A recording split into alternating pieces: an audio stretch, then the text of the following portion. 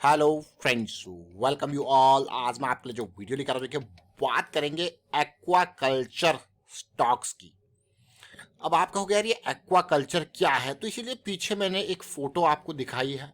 ये aqua culture आप देखते होंगे। एक्वा कल्चर की जब भी बात आती है यानी कि पानी से रिलेटेड, और एक्वा कल्चर में श्रिम्प, प्रॉन्स बहुत इंपॉर्टेंट। जरा देखिए, जरा समझिए आप। बहुत सारी जगह पे जो मैं कहूँगा श्रिम्प्स का यूज़ होता है खाने में, और आपको देखने में ऐसा लग रहा होगा जो यूज़ नहीं करते, बट देखिए सबका अपना अपना टेस्ट है। और जगह जगह पे इसका प्रोडक्शन, इसका एक्सपोर्ट अच्छे खासे तादाद में इंडिया से होता है। कुछ कंपनीज इस सेगमेंट में ऑपरेट करती हैं, उनमें से एक मल्टी बैगर स्टॉक भी रहा है। तो कुछ समझेंगे डिटेल में। बाकी श्रिम्प के एक्सपोर्ट के बारे में, यूजेज के बारे में अगर कोई आपकी राय है कमेंट के थ्रू जरूर बताएं। ये स्टॉक लाइमलाइट से कुछ टाइम से दूर हैं, लेकिन इनको समझने की कोशिश करते हैं। कुछ माइक्रो कैप कैटेगरी के स्टॉक है, कुछ इंपॉर्टेंट स्टॉक्स हैं, उनके प्राइस सेक्शन को देखते हैं, कुछ सीखने की कोशिश करते हैं। और आगे बढ़ने से पहले मैं आपको बता दूंगा, आपने अब तक चैनल को सब्सक्राइब नहीं किया तो जल्दी से सब्सक्राइब कर ले, बेल आइकन को प्रेस कर ले, जिससे आपको नोटिफिकेशन आती रहेगी। और प्राइस सेक्शन सीरीज में भी रिसेंटली एक और वीडियो ऐड हुआ है जो कि बड़ी करेक्शंस के ऊपर है, यानी कि बड़ी करेक्शन यानी कि मंथली टाइम फ्रेम की करेक्शंस के ऊपर आधारित है।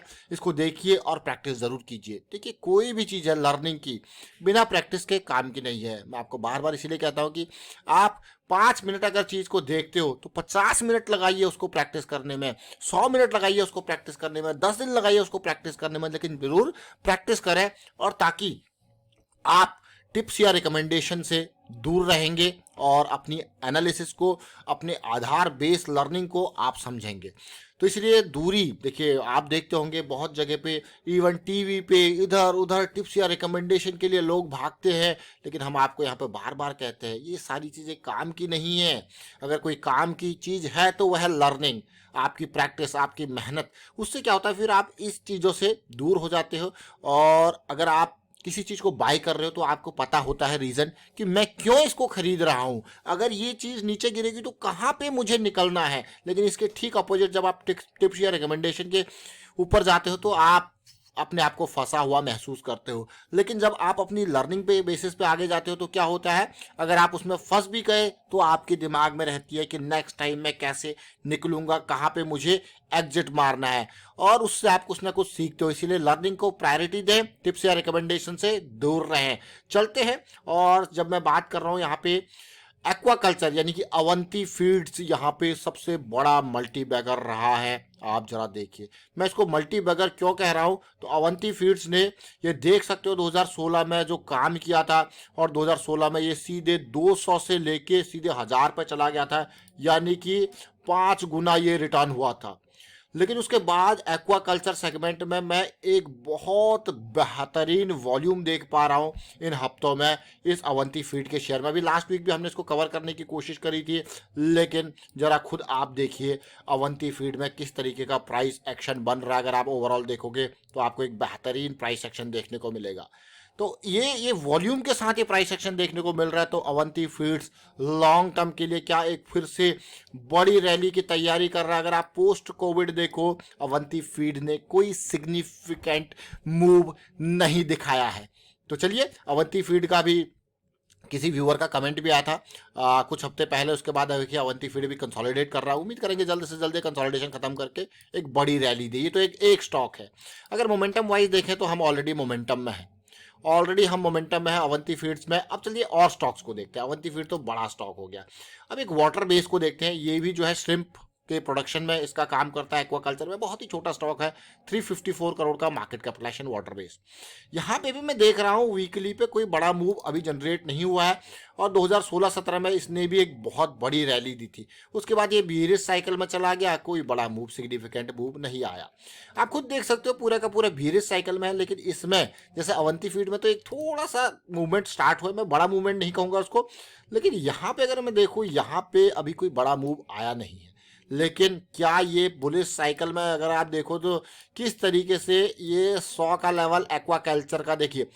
अब हम बार बार आपको कहते हैं टिप्स या रिकमेंडेशन से दूर रहे, तो होगा क्या।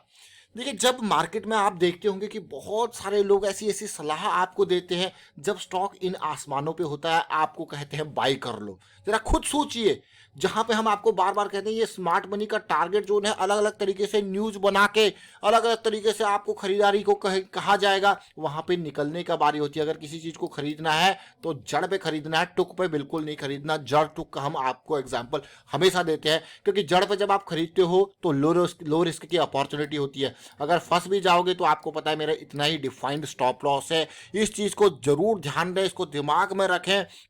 जब स्टॉक लाइमलाइट में आ जाता है ना, तो इसी तरीके की खबरें आती हैं, क्योंकि बड़े प्लेयर को माल निकालना होता है, कैसे निकाले। और छोटे स्टॉक्स में तो भाई पंप एंड डंप होता है, तो पंप एंड डंप से जरूर बचें। जब आपको दिखे कि भाई बहुत दूरी हो चुकी है, प्राइस बहुत आगे निकल चुका है, तो ऐसे स्टॉक्स को बिल्कुल अवॉइड करना है। अगर पंप एंड डंप पे जड़ पे जाते हो तब भी आप पहले, आपको पता है ये लिक्विडिटी जोन है, ये टारगेट जोन है, यहाँ पे हमें निकलना है। क्योंकि जब लोअर सर्किट लगते हैं तो निकलने को मिलता ही नहीं है, इसलिए ये बहुत ही ध्यान देने वाली बात है।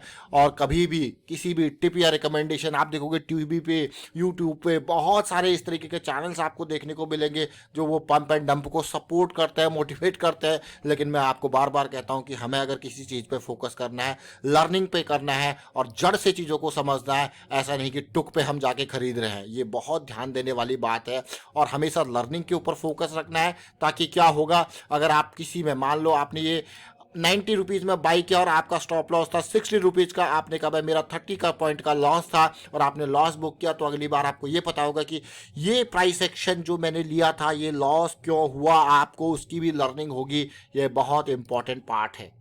देखिए, ये है वाटर बेस्ड अगला स्टॉक। एक्वाकल्चर की बात करें तो वहां पे एक और इंपॉर्टेंट स्टॉक मेरी नजरों में आया, वो था शरत इंडस्ट्रीज, जो कि श्रिम्प एक्वाकल्चर पे काम करता है। माइक्रो कैप कैटेगरी का स्टॉक है, 143 करोड़ का मार्केट कैपिटलाइजेशन कुल। लेकिन इसके अगर रेवेन्यू के ग्रोथ को देखूं, मैंने कहा ये तो भैया अगला अवंती फीड बन सकता है। क्या ये नेक्स्ट अवंती फीड बनेगा, छोटा अवंती फीड? क्योंकि इसके रेवेन्यू की ग्रोथ के साथ साथ मैं इसकी प्रॉफिटेबिलिटी ग्रोथ भी देख रहा हूँ लगातार। देखिए, ऐसा नहीं कि 1 2 3 4 साल, आप 2015-16 देखिए, 2015-16 2018 में थोड़ा डिप हुआ, उसके बाद देखिए लगातार अभी देखिए 7-7 करोड़ का प्रॉफिट दिखा रहा है। तो ये स्टॉक भाई, अवंती फीड एंड ऑल तो जस्ट एग्जांपल था, मैं इसको छोटा अवंती फीड कहूंगा। अब जरा देखेंगे इस पर्टिकुलर स्टॉक को जो हमारे पास है, शरत इंडस्ट्रीज। क्या है, 59.91 यानी कि 60 का प्राइस है, इतना ही प्राइस है ना। ये देखिए 60 के आसपास का प्राइस है, 59.9। अब इसको देखते हैं यहाँ पे कैसा सिचुएशन बन रहा है, कैसा प्राइस सेक्शन। ये मंथली चार्ट है, कंसोलिडेशन चल रही है काफी टाइम से। एमएसरी, हाँ अभी रिसेंटली एक वीडियो में हमने काफी डिटेल में चर्चा किया प्राइस सेक्शन सीरीज में, ये वाला video big correction on monthly. तो ये उसका एक एग्जांपल है, देख रहे हो, बिग करेक्शन ऑन मंथली, जिसका एक बहुत ही बेहतरीन टाइम होता है कि भैया वो कम से कम 1 साल से ऊपर, 1 साल से 2 साल तक की करेक्शन होती है। तो कुछ उसी तरीके का फॉर्मेशन ये दिखा रहा है। छोटे टाइम फ्रेम पे देखते हैं वीकली पे कैसे सिचुएशन है, बहुत ही टाइट कंसोलिडेशन करेक्शन दिखा रहा है। तो काफ़ी इंपॉर्टेंट मैं कहूँगा ये स्टॉक हमारे लिए होने वाला है। 60s 70s के बाद ये बहुत इंपॉर्टेंट स्टॉक हो सकता है। तो बहुत ज़रूर से ध्यान देना है स्टॉक को आने वाले टाइम के लिए, प्रॉपर रिस्क मैनेजमेंट के साथ। तो सारे स्टॉक्स ऑल इस तरीके की सिचुएशन दिखा रहे हैं, बढ़िया वॉल्यूम, कंसोलिडेशन में पूरा वॉल्यूम गायब और फिर से वॉल्यूम बन रहे हैं। तो इसीलिए शरत इंडस्ट्रीज भी बहुत इंपॉर्टेंट है। एक और स्टॉक जिसकी वजह से ये सारी चीजें नजर में आ रही है वो है जील एक्वा। अगेन ये भी इसी तरीके का श्रिम्प्स और प्रॉन्स का काम करता है, जील एक्वा। देखिए, ये स्टॉक मेरी रडार में जील एक्वा आया था इस टाइम फ्रेम पे, जब इसने मोमेंटम गेन किया था और उसके बाद मोमेंटम गेन ही किया, उसके बाद करेक्शन ये वाली रिजॉल्व हो रही थी, यानी कि ये 7-8 रुपये के लेवल पे आया। उसके बाद एक बहुत ही बढ़िया रैली ये दे चुका है जील एक्वा। और आप देख सकते हो क्लियरली बाकी स्टॉक्स इसके पीछे पीछे फॉलो कर रहे हैं। ये बेहतरीन रैली दे चुका है और अपने सबसे पहले टारगेट जोन को इसने ध्वस्त कर लिया। सबसे पहला टारगेट जोन इसका ये लेवल था, बिल्कुल इसको ध्वस्त किया है अभी रिसेंटली। तो उम्मीद करेंगे यहाँ पे कंसोलिडेशन करेक्शन जो चलेगी वो फिर से एक अपॉर्चुनिटी हमें देगी। तो अभी हमने 4-5 स्टॉक्स डिस्कस किए, जिसमें Sharat industries micro cap category stock, zeal aqua micro cap, water base थोड़ा सा और बड़ा, और अवंती फीड यानी कि एक्वाकल्चर के 4 स्टॉक्स हमने देखे। आपको कौन सा पसंद है? बहुत सारे लोगों को अवंती फीड पसंद होगा क्योंकि ये थोड़ा सा बड़ा स्टॉक है, लेकिन इस सेगमेंट में मुझे शरत इंडस्ट्रीज ने बहुत ही खुश किया क्योंकि इसकी ग्रोथ देख के। तो इसीलिए स्टॉक को जड़ पे देखना है, टुक पे बिल्कुल नहीं देखना है। प्राइस एक्शन सीरीज आपके लिए है, देखना है, समझना है, सीखना है, प्रैक्टिस जरूर करनी है। टिप्स या रिकमेंडेशन से दूर रहना है, अपनी लर्निंग के ऊपर फोकस करना है। लर्निंग से ही आपको जो है सीखने को मिलेगा, माइंड को, ब्रेन को ट्रेन करते रहना है। Thank you for watching the video.